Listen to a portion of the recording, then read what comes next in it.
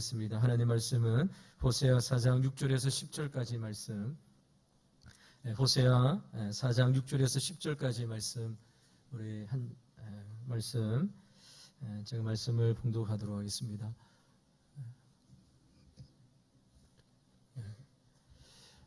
호세아 4장 6절에서 10절 말씀, 제가 말씀을 봉독하겠습니다. 내 백성이 지식이 없으므로 망하는도다. 내가 지식을 버렸으니 나도 너를 버려 내 제사장이 되지 못하게 할 것이요, 내가 내 하나님의 율법을 잊었으니 나도 내 자녀를 잊어버리리라. 그들은 번성할수록 내게 범죄하니 내가 그들의 영화를 변하여 욕이 되게 하리라. 그들이 내 백성의 속죄물을 먹고 그 마음을 그들의 죄악에 두는도다. 장차는 백성이나 제사장들이나 동일함이라. 내가 그들의 행실대로 벌하며 그들의 행위대로 갚으리라. 그들이 먹어도 배부르지 아니하며 음행하여도 수유가 늘지 못하니 이는 여호와를 버리고 따르지 아니하였음이니라. 아멘. 오늘 본문의 말씀을 가지고 하나님을 아는 지식이 생명입니다. 하나님을 아는 지식이 생명입니다. 라는 제목으로 하나님의 말씀을 전가하도록 하겠습니다. 우리는 지난주에 이스라엘에 없는 세 가지에 대하여 하나님의 말씀을 함께 나누었습니다. 이런 이스라엘 사이에 하나님 있는 공동체에 무엇이 없었습니까? 세 가지에 대한 말씀을 함께 나누었는데요. 호세아 4장 1절 말씀을 빨리 보시기 바랍니다. 그 말씀에 보면 이렇게 기록되어져 있죠. 이스라엘 자손들아, 여호와의 말씀을 들으라. 여호와께서 이 땅 주민과 논쟁하시나니 이 땅에는 진실도 없고 인애도 없고 하나님을 아는 지식도 없고 라고 말씀합니다.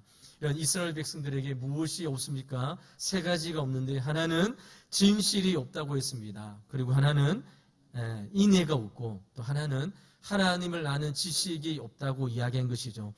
하나님의 진실이 없다고 하는 것은 아멘이라고 했습니다. 아멘. 하나님의 말씀이 선포되어지고 하나님의 말씀이 우리 귀에 전해질 때에 아멘, 그렇게 순종하겠습니다, 따르겠습니다, 하나님의 말씀을 듣고 반응하는 성도의 반응이 없었다는 것이죠. 하나님의 말씀을 듣습니다. 오늘도 듣습니다. 하나님께서 나에게 주시는 생명의 말씀을 듣고 아멘으로 순종해서 그 말씀에 따라 순종하는 결단이 없었다는 것이죠. 그리고 인애가 없었습니다. 책임지는 사랑이죠. 하나님께서 우리를 사랑하셨던 것처럼 우리도 여러분 성도들을 사랑하고 그리스도의 사랑으로 우리 이웃을 사랑하는 책임지는 사랑이 없었다는 것입니다. 이런 인애, 책임지는 사랑이 없었기 때문에 호세아 4장 2절의 말씀을 보니까 이스라엘 공동체 안에 어떤 일들이 일어납니까? 폭력이 있고 강한 자가 약한 자인 것을 빼앗고 가진 자가 없는 것을 더 취하는 약육강식의 시대가 바로 이스라엘 시대였다. 인애가 없던 것이고, 그리고 하나님을 아는 지식도 없다라고 했습니다. 여러분, 이렇게 말씀하신 하나님께서 오늘 본문에서는 이렇게 말씀하십니다. 왜 이스라엘 백성들에게 하나님을 아는 지식이 사라졌을까? 이 이유에 대하여 말씀하고 있는 것이죠. 여러분, 우리 왕도교회에 진실이 없고 인애가 없고 하나님을 아는 지식이 없으면 그 원인이 어디에 있을까요? 오늘 이 문제를 하나님께서 말씀하고 있는 것이죠. 여러분, 하나님의 말씀을 전해서 성도들이 아멘으로 이렇게 반응하고 또 책임지는 사랑으로 우리의 성도들과 이웃을 그리스도의 사랑으로 함께 사랑하고 또 하나님을 아는 지식으로 충만하여 하나님께서 무엇을 기뻐하시는지 무엇을 싫어하시는지 그 기준을 알아가야 되는데 이런 것이 우리 왕도교회에 없다. 누구의 책임일까요? 하나님은 그 책임을 제사장의 타락이라고 말씀하고 있습니다. 목회자의 잘못이다 이렇게 말씀하고 있는 것이죠. 오늘 본문 6절 말씀을 한번 보시기 바랍니다. 호세아 선지자가 이렇게 말합니다. 내 백성이 지식이 없으므로 망하는도다. 내가 지식을 버렸으니 나도 너를 버려 내 제사장이 되지 못하게 할 것이요, 내가 내 하나님의 율법을 잊었으니 나도 내 자녀들을 잊어버리리라 라고 말씀합니다. 이런 6절에서 너는 이라는 이 인칭대명사 너는 누구를 가리킵니까? 이스라엘의 제사장들을 가리키는 것이죠. 하나님을 아는 지식이 사라진 이유가 무엇인가? 이스라엘 백성들이 하나님께서 기뻐하시는 것, 하나님께서 싫어하시는 것이 무엇인지를 알고 하나님 앞에 나와 회개함으로 하나님께서 기뻐하시는 믿음의 삶을 살아가야 되는데 왜 그렇지 못하게 되어지는가? 제사장들의 타락을 이야기하는 것이죠. 여러분, 제가 요즘에 이제 탁구를 이제 치려고 하고 있습니다. 제가 탁구를 치는데요. 탁구를 너무 잘 쳐가지고 국제대회에 나가는 실력이 생겼다고 해보십시오. 이게 교회의 기쁜 일일까요? 아니면 망하는 일일까요? 이거는 교회의 망하는 일입니다. 여러분, 제가 목회하기 전에 탁구 이제 저게 지망생이나 저게 프로 선수로 가기 위해서 아마추어 레벨의 랭킹이 이제 이렇게 높은 등급에 있다가 시간을 내어서 이제 국제대회에 나갈 수 있는 실력을 갖추었다고 하면 그래도 괜찮을 것 같아요. 근데 여러분, 탁구를 못 치는 사람이 우리 왕도교회 목회를 하면서 여러분 연습을 하되 엄청 에너지와 시간을 투자해서 국제대회에 나갈 만큼 실력을 갖췄다. 이것은 교회가 망하는 것입니다. 여러분, 제가 골프를 치지도 못하는데 골프채를 잡아보지도 못했습니다. 근데 여러분, 우리 건물 옥상에 9층에 골프를 칠 수 있는 이렇게 환경을 조성하고 제가 골프 치는 걸 계속 연습해가지고 프로에 입단하는 테스트를 본다. 교회의 기쁜 일일까요? 교회에 망하는 일일까요? 교회를 망하게 하는 일이죠. 이런 목사가 해야 될 고유의 사역이 있다는 것이죠. 이 당시 하나님께서 이스라엘 백성들을 진단하되 왜 세 가지가 없느냐? 세 가지가 없는 이유에 대하여 제사장들의 타락에 대하여 말씀하고 있는 것이죠. 여러분, 그렇다면 당시의 제사장들은 어떤 사역을 했을까요? 여러분, 신명기 33장 10절 말씀에 보면 하나님께서 레위 지파를 통하여 제사장들을 세울 것인데요. 그 제사장들이 어떤 일을 해야 하는지 모세가 레위 지파에게 이 이야기를 명령합니다. 신명기 33장 10절 말씀, 우리 앞에 나와 있는 화면에 나와 있는 말씀을 같이 한번 읽어보도록 하겠습니다. 주의 법도를 야곱에게, 주의 율법을 이스라엘에게 가르치며 주 앞에 분향하고 온전한 번제를 주의 제단 위에 드리리로다. 아멘. 이 말씀을 보면 당시 제사장들이 해야 될 고유의 사역에 두 가지가 있는데 하나는 무엇이냐? 말씀을 이스라엘 백성들에게 가르치는 것입니다. 여러분, 학사 에스라처럼 여호와의 말씀을 밤낮 쉬지 않고 연구하는 것이죠. 하나님의 말씀을 연구하는 것입니다. 그리고 그 연구한 말씀을 이스라엘 백성들에게 가르치기 전에 준행하는 것입니다.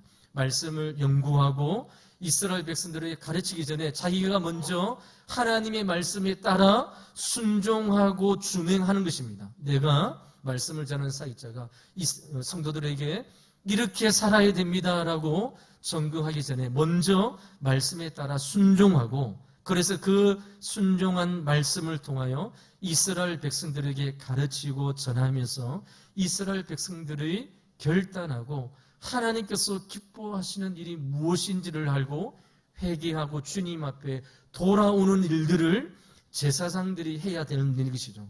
하나님이 어떠한 분이신지를 가르치는 것입니다. 하나님의 구속 계획이 어떠한 것인지를 하나님의 말씀을 통하여, 오늘도 하나님은 살아계시고 우리와 함께 하시고 하나님께서 우리를 사랑하시고 인도해 주시되 어떠한 마음으로 우리와 함께 하시는지 하나님의 그 계획하심을 이스라엘 백성들에게 가르치고 전하는 것이죠. 그래서 때로는 여러분, 이스라엘 지도자인 왕을 해계시키기도 합니다. 이것을 제사장들이나 선지자들 이 일들을 하는 것이죠. 하나님의 말씀에 벗어났을 때에. 그래서 여러분, 다윗도 악한 범죄를 범했을 때에 나단 선지자가 왕 앞에 나와서 당신이 지었던 죄에 대하여 선지자가 이 일들을 감당합니다. 백성들의 마음속에 우리가 무엇을 잘못하고 있는지, 무엇을 잘하고 있는지에 대하여 하나님의 말씀으로 가르치는 것이요. 이것이 제사장이 해야 될 첫 번째 일입니다. 두 번째로 신명기 33장 10절로 읽던 말씀해 보니까 제사장이 해야 될 일은 백성들이 지었던 죄를 대신하여 성소에 들어가서 대신 제사를 드리고 백성들의 죄가 용서되었음을 선언하는 것이죠. 이런 당시 이런 제사장이 아니고는 하나님의 임재의 장소인 성소에 함부로 들어갈 수 없습니다. 이런 이스라엘 백성들의 죄를 지었을 때에 이런 동물과 또 여러 가지 이런 죄물을 끌고 제사장 앞에 오면 제사장이 이런 그 사람의 죄를 동물에게 이제 안수하고 이제 씌우는 것이죠. 그리고 그러면 그 동물을 잡아 죽입니다. 그 희생 제물을 가지고 성소에 하나님의 임재의 장소에 들어가서 이런 그 사람의 죄를 용서되었음을 확인하고 나와서 성소에서 나와서 백성들의 죄가 하나님의 은혜로 용서받았음을 선언하는 일이 바로 제사장이 하는 일입니다. 이것이 제사장이 해야 될 고유의 사역이란 것이죠.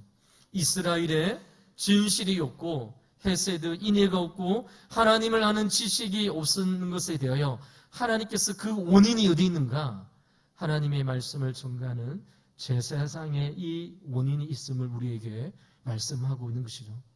이런 목사가 목회 사역을 하면서 목사가 해야 될 고유의 사역이 있습니다. 그것이 무엇입니까? 하나님의 말씀을 온전히 전하는 것이죠. 여러분, 제가 하나님 앞에 섰을 때에 하나님께서 저에게 아까 제가 탁구 얘기를 했는데요. 탁구를 못 친다고 하나님께서 저를 심판하시겠습니까? 결코 심판하지 않습니다. 하나님께서 저에게 우리 왕도교회에 목회할 때에 교회 건물을 잘 관리하지 못했다라고 하나님께서 저를 심판하실까요? 결코 그렇지 않습니다. 그러나 왕도교회에 하나님을 아는 지식이 없다고 한다면 그것은 누구의 책임입니까? 말씀을 올바로 전하지 못한 말씀의 사역자들의 책임이라고 하나님께서 이런 심판 가운 자리에서 그 책임을 물으신다는 것이죠. 결국 이스라엘 나라의 이스라엘 백성들 가운데에 인애와 진실과 하나님을 아는 지식이 없어 망하게 되었다. 그 원인이 어디에 있느냐? 하나님 말씀을 올바르게 전해야 될 제사장들이 하나님 말씀을 전하는 고유의 사역들을 하나님의 말씀을 왜곡시키고 변질시킨 것에 하나님께서 그 원인을 찾고 있는 것이죠. 이런 호세아가 북쪽 이스라엘에 활동했던 선지자였다면 남쪽 유다에서 활동한 선지자가 있습니다. 그 선지자가 누구입니까? 우리 예레미야 선지자, 우리 대선지서 구약에 나와 있는 이사야, 예레미야 할 때 예레미야 선지자가 남쪽 유다의 마지막 시기에 나라가 멸망할 당시에 하나님부터 선지자로 부름을 받고 이스라엘 백성들에게 하나님의 마음, 하나님의 말씀을 전했던 선지자가 바로 예레미야 선지자입니다. 이런 나라가 멸망할 당시니까 이런 유다 나라가 바벨론에 의해서 위협을 받을 때였습니다. 하나님의 심판을 앞두고 있는 시기였기 때문에 하나님께서 이 시기에 예레미야 선지를 통해서 회개하고 돌아올 것을, 하나님 위에 사랑한 것을 회개하고 온전히 남편 되신 하나님만을 사랑할 것을 증거하고 전했습니다. 그런데 여러분, 예레미야 말씀을 읽어보면 이 시기에 가장 이스라엘에 많은 거짓 선지자들이 등장하는 시기였습니다. 나라가 멸망하고 나라가 심판 직전에 놓여져 있습니다. 하나님의 택한 백성들이 바벨론에 의해서 나라가 멸망하는 것이죠. 여러분, 하나님의 택한 백성이 망한다는 것은 이것은 역사 가운데 엄청난 일인 것이죠. 전능하신 하나님이 우리를 당신의 자녀로 삼아주시는 데에 살아계신 하나님의 택한 백성들이 우리가 망하게 되어졌다, 나라가 멸망하게 되어진다는 것은 엄청난 일입니다. 이때에 예레미야 선지를 통해서 하나님의 말씀을 전하는 그때에 이스라엘 역사 가운데에 가장 많은 거짓 선지자들이 등장했다는 것이죠. 이 시기에 선지자들이 무엇을 전했기에 성경은 거짓 선지자들이 대한 말씀을 경고하고 있을까요? 이런 예레미야 6장 14절의 말씀에 보면 거짓 선지자들이 무엇을 말씀을 전했는지에 대한 내용이 나옵니다. 예레미야 6장 14절 말씀, 우리 앞에 화면을 보시면서 우리 같이 한번 읽어보도록 하겠습니다. 그들이 내 백성의 상처를 가볍게 여기면서 말하기를 평강하다 평강하다 하나 평강이 없도다. 아멘. 이 말씀에 보니까 여러분, 거짓 선지자들은 백성들에게 말하기를 평안하다 평안하다 이렇게 말씀을 전했습니다. 이런 이스라엘 백성들이 하나님과 관계가 단절되어서 영적인 상처와 하나님과의 단절로 통해서 깊은 죄악 가운데 놓여져 있는데, 거짓 선지자들은 무엇을 전하고 증거했다고요? 너희들이 평안하다 평안하다, 우리나라가 바벨론에 의해서 멸망되지 아니할 것이라는 것을 전하고 가르쳤다는 것이죠.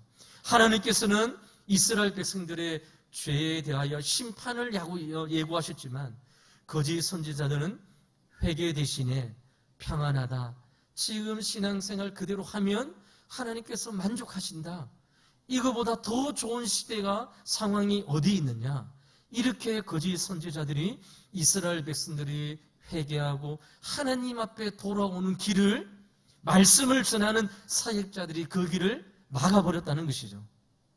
이런 오늘날 우리 한국 교회에도 이러한 모습들을 보게 되어집니다. 우리는 때때로 주님 앞에 나와 말씀을 들을 때에 이런 내가 듣기 좋은 편안하게 주는 메시지를 듣고 싶어 합니다. 그러니까 하나님의 뜻과 진리가 무엇인지보다 오늘 예배 전에 나와서 내 기분을 상하지 않는 메시지, 이 세상에서 위로가 되어지고 평안을 찾으려는 메시지를 듣고 싶어 합니다. 주님, 이거는 제 얘기가 아니라 우리 성도님들의 이야기잖아요. 목사님, 성도님들이 일주일 동안 세상 가운데 치열하게 살고 왔습니다.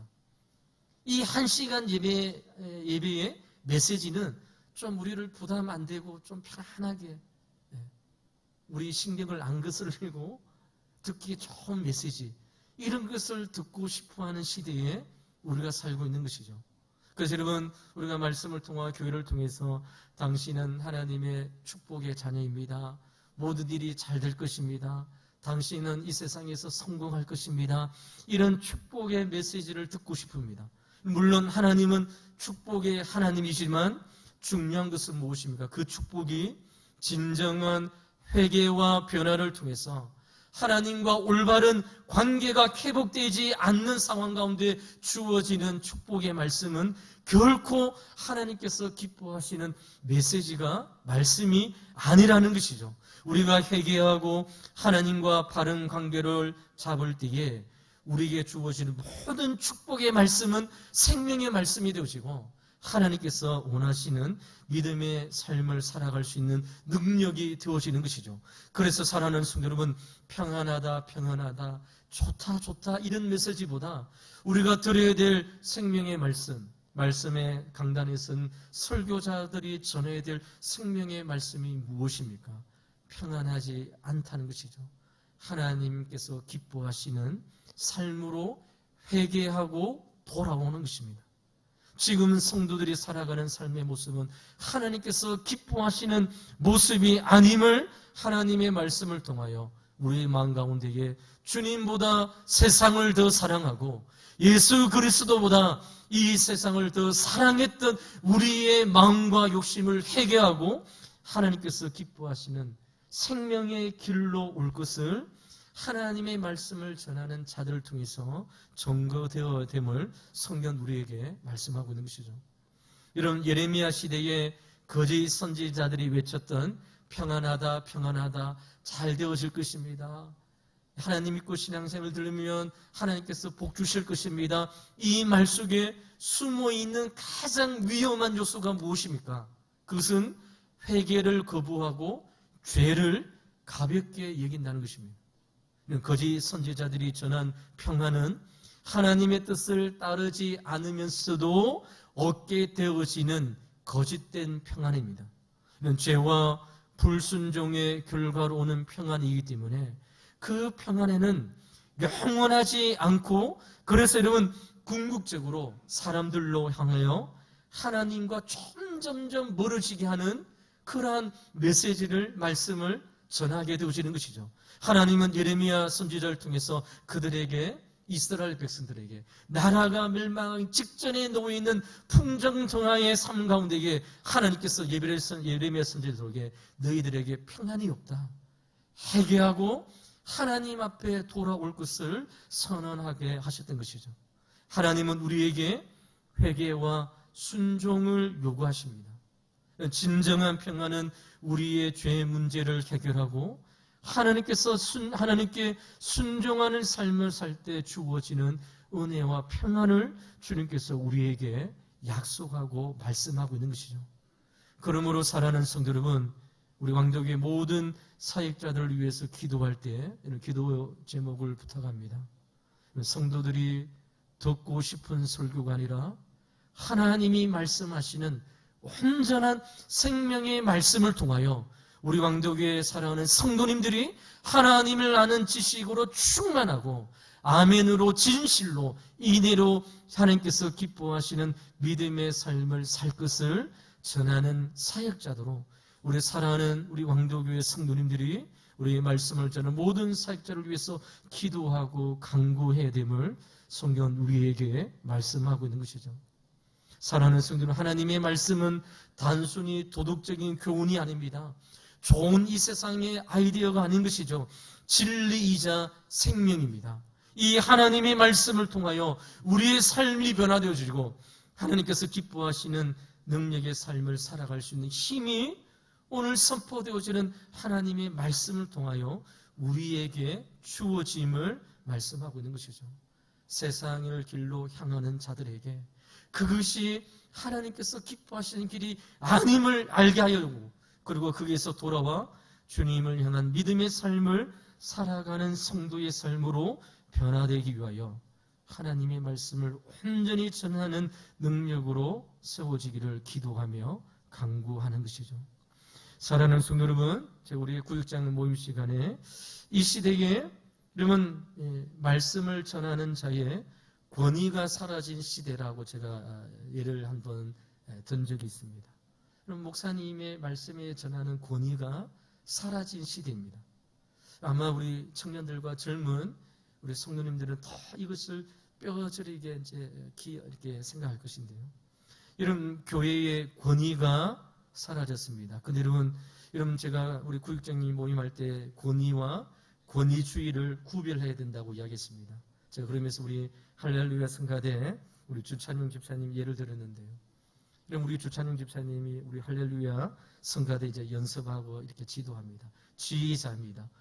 모든 우리 예배 시간에 우리 찬양하는 한 3분의 시간을 연습하고 훈련시킵니다. 지휘자가 주의를 연습하는데요. 테너 소리, 베이스 소리가 튀어나오는 것이죠. 지휘자가 들어보면 하모니가 일어나지 않는 것입니다. 그럼 지휘자가 어떻게 합니까? 그게 테너 있는 소리 조금 내려주세요. 알토 있는 소리 조금 키워주세요. 이렇게 지도하지 않습니까? 그러면 할렐루야 성가대 대원들은 우리 주찬영 집사님 이야기를 어떻게 합니까? 듣고 따르는 것이죠. 따라야 하모니의 아름다운 찬양이 되잖아요. 그럼 지휘자가 지휘하는데 말하는데 지휘자 니는 해라, 나는 내가 내고 싶은 목소리 다 내겠다. 이렇게 되어지면 아름다운 하모니가 주어지는 찬송과 찬양이 되지 않는다는 것이죠. 여러분 이것이 권위입니다. 여러분 주찬영 집사님이 우리 할렐루야 성가대 지휘하면서 아름다운 찬송을 위해서 모든 대원들을 이끌어갑니다. 아름다운 소리를 내기 위해서. 그래서 여러분 제가 이제 그때도 뭐 이렇게 흉내를 내는데 한 박자 쉬고 들어가는 것입니다. 쉼표가 있으니까 쉬고 이제 들어가는 것이죠. 그런데 이것을 무시하고 들어가면 아름다운 하모니가 되지 않는 것이죠. 그것을 지적하고 이야기하는 것입니다. 그 이야기를 따르는 것이 권위인 것이죠. 그럼 여러분 권위주의는 무엇입니까? 여러분 우리 주찬용 집사님이 포켓에서 자동차 있을 때 자기가 타고 다니는 열쇠를 꺼내서 우리 표명숙 집사님한테 제 차가 지하 2층에 있는데 집사님 제 차 한번 닦아주세요. 이것은 안 들어도 되는 것이죠. 이것은 권위주의입니다. 여러분, 오늘날 한국교회 성도님들이 권위와 권위주의를 구별할 수 있어야 된다는 것이죠. 강단에서 하나님의 말씀을 전하는 모든 목회자들이 하나님의 말씀을 통하여 성도들이 기뻐하시는, 성도들의 삶 가운데에 하나님께서 기뻐하시는 삶이 무엇인지, 그리고 여러분, 그렇게 가서는 안 되는 삶을 살아갈 때에 회개하고 돌아올 것에 대한 하나님의 말씀을 전할 때에 그 말씀을 하나님의 말씀으로 받는 것이 권위를 인정하는 것입니다. 근데 제가 여러분, 제가 주창인 집사님한테 제 차가 있는데 주차장 가서 차 닦고 와서 이게 시키면 그러려면 순종해도 하죠, 안 해도 되는 것이죠. 그러므로 사랑하는 성도는 오늘 우리에게는 권위와 권위주의를 구별할 수 있는 힘들이 우리에게 필요한 것입니다. 저는 말씀을 전하는 사역자로서 강단에서 하나님의 말씀을 온전히 전하고 과감없이 하나님께서 오늘 이 시대에 우리에게 요구하시는 성도의 삶이 무엇인지를 있는 그대로 전하는 것입니다. 성도들이 듣고 싶은 설교, 성도들이 교회에 와서 평안하라, 잘되고 잘할 수 있습니다. 그래서 하나님께서 향하는 어떠한 메시지도 없이 그냥 도덕적이고 윤리적인 설교를 듣고 돌아가는 것이 아니라 하나님께서 우리의 삶의 주인이심을, 예수 그리스도를 따라 살아가는 성도의 삶이 주님께서 원하시는 삶임을 하나님의 말씀으로 전하는 것이죠. 그리고 말씀을 듣는 모든 성도님들은 강단에서 전하는 말씀이 그가 하나님의 말씀을 전하는 한 그것은 하나님의 말씀임을 믿고 받아들이는 것이죠. 이것이 이 시대의 권위와 권위주의를 구별할 줄 알아야 되는 것입니다. 오늘날 많은 우리 청년들과 젊은 세대가 권위조차도 무너뜨리는 것이죠. 그러면 여러분, 할례 성가대가 아름다운 찬양이 될 수 없는 것이죠. 모든 반주자, 악기, 여러분 콘서트에 가보면 악기 파트가 40명, 50명, 60명의 사람이 되잖아요. 그 모든 소리를 지휘자 한 사람을 통해서 진행되어지고, 그래서 모든 파트의 악기를 다루는 사람들은 지휘자의 권위를 인정하고 따르는 것입니다. 이것이 권위와 권위주의를 구별해야 됨을 우리에게 말씀하고 있는 것이죠. 사랑하는 성도 여러분, 우리 교회를 위해서 우리 모든 말씀을 전하는 목사님과 우리 전도사님 위해서 기도할 때에 우리 어린 영어부터 장년부 이래까지 모든 말씀의 사역자들이 하나님께서 주셨던 고유의 사역, 말씀을 온전히 전하는 그러한 은혜가 넘치는 사역자들이 될 수 있도록 기도해 주시기를 주 이름으로 간절히 부탁을 드립니다. 그리고 우리 사랑하는 성도님들은 그 말씀을 통하여 강단에서 흘러나오는 생명의 말씀이 하나님의 말씀이라고 한다면 그 말씀을 아멘으로 받고 그 말씀에 순종하기를 결단하는 것이죠. 사람의 말이 아니라, 강단에서 전하는 그 사람의 말이 아니라, 오늘 주님께서 그 목사님과 전도사님을 통해 주시는, 우리 교회를 주시는 하나님의 생명의 말씀을 믿고 따라 순종할 때에 하나님께서 우리 공동체에 하나님께서 기뻐하시는 진실과 인애와 하나님을 아는 지식으로 충만한 믿음의 공동체임을 성경 우리에게 말씀하고 있는 것이죠. 사랑하는 성도는 하나님을 아는 지식이 없을 때 이스라엘 백성들이 망하게 된다고 했습니다. 그 망하게 되어지는 구체적인 모습이 무엇일까요? 오늘 본문 10절 말씀을 한번 보시기 바랍니다. 우리 10절 말씀을 우리 같이 한번 읽어보도록 하겠습니다. 그들이 먹어도 배부르지 아니하며 음행하여도 수유가 늘지 못하니 이는 여호와를 버리고 따르지 아니하였음이니라. 아멘. 이 말씀에 보니까 이스라엘 백성들이 하나님을 아는 지식이 없을 때에 이스라엘 백성들이 개인이 망하게 되어지는데, 그 망하게 되어지는 구체적인 삶의 모습이 무엇입니까? 먹어도 배부르지 아니하며 라고 말씀하고 있습니다. 먹어도 배부르지 않는다는 것은 무엇입니까? 만족이 없는 삶을 이야기합니다. 하나님을 아는 지식이 없습니다. 하나님께서 무엇을 기뻐하시는지, 무엇을 싫어하는지 회개하고 주님께서 돌아오는 하나님의 말씀을 듣지 못했습니다. 그래서 아무리 먹어도 배부르지 않는 삶을 이야기하는 것이죠. 여러분, 우리가 음식을 먹으면 배가 불러야 정상이지 않습니까? 그런데 아무리 음식을 먹으러 배가 부르지 않는 만족이 없는 삶을 이야기하고 있는 것이죠. 사랑하는 성도 여러분, 오늘 이 말씀을 통하여 인간은 어떻게 하나님께서 창조하셨는지에 대한 모습을 발견하게 되십니다. 인간은 하나님과 딱 연결되어질 때, 그때에 비로소 만족함을 고백하는 자가 되어짐을 우리에게 말씀하고 있는 것이죠.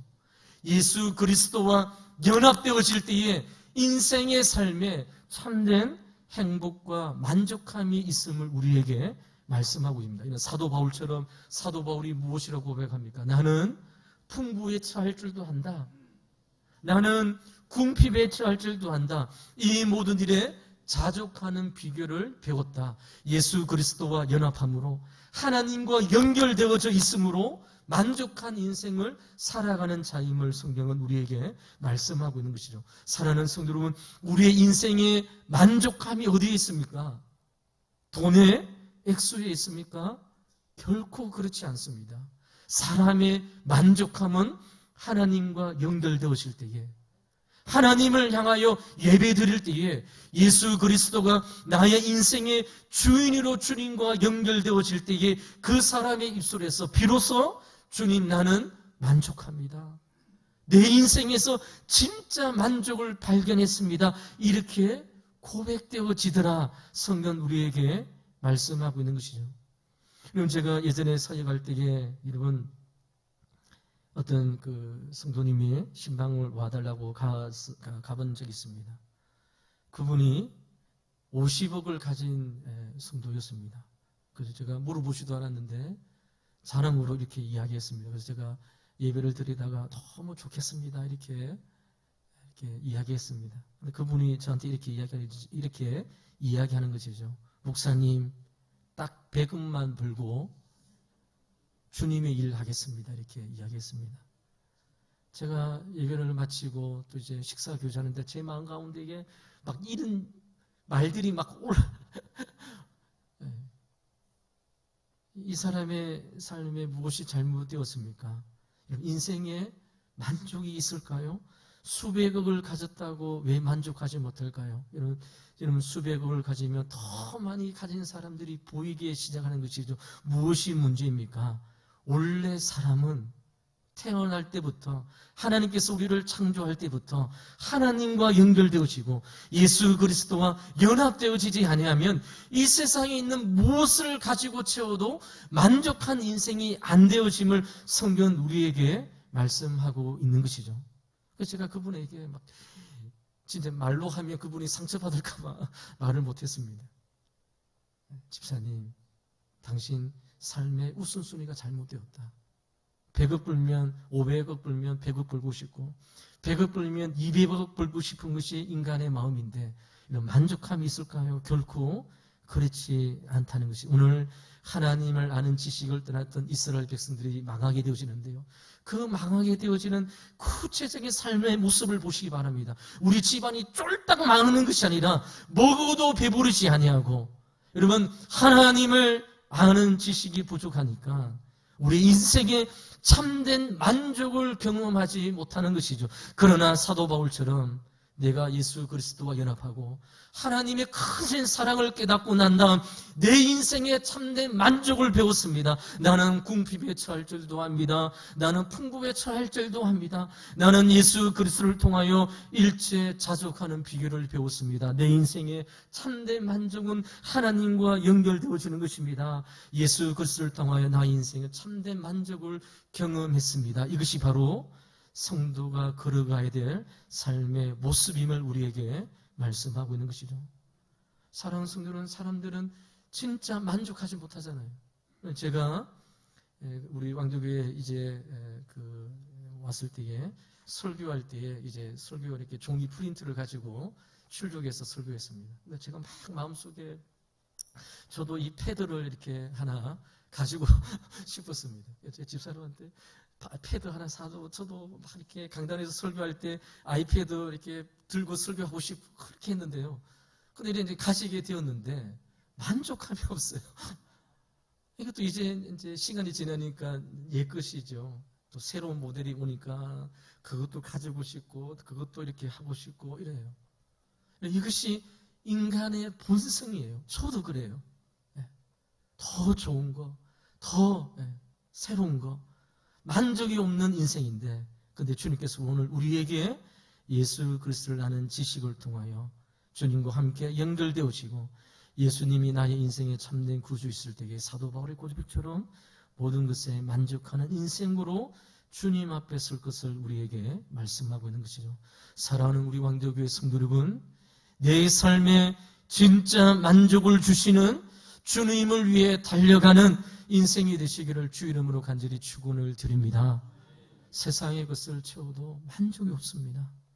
그러므로 사랑하는 성도, 이 말씀을 오늘 하나님의 말씀으로 깨닫고 하나님의 말씀으로 아멘으로 받고 우리의 인생을 통하여, 그래서 여러분 이 세상에 주어지는 그런 거, 여러분 새로운 걸 가지면 길어봐야 뭐 한 달, 짧으면 여러분 자고 나면 또 다른 것을 가지고 싶은 우리의 인생 가운데 하나님께서 말씀을 통하여 주님께 늘 가까이 나가며 회개하며 주님께서 기뻐하시는 믿음의 삶으로 들어지는 주와 여러분의 삶이 되시기를 주 이름으로 간절히 축원을 드립니다. 기도하도록 하겠습니다. 하나님 아버지 감사합니다. 오늘도 우리 사랑하는 성도님들 주님 전에 나와 예배드립니다.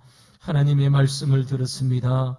주님께서 기뻐하시는 삶이 무엇인지 오늘도 말씀을 통하여 회개하고 주님 기뻐하시는 믿음의 삶을 살 것을 말씀하여 주시는데, 오늘도 그 말씀을 듣고 우리의 삶을 돌아보고 우리의 생명의 주가 되신 그리스도를 향하여 달려가는 복된 인생이 되게 인도하여 주시옵소서. 하나님을 아는 지식이 생명임을 고백합니다. 오늘 주님 함께하여 주시고 이 세상에 만족함이 없는 인생 가운데에 하나님과 딱 연결되어져 있고 예수 그리스도와 연결되어져 있는 복된 인생들 되게 인도하여 주시옵소서. 감사하며 살아계신 예수 그리스도 이름으로 간절히 기도하옵나이다. 아멘. 우리 자리에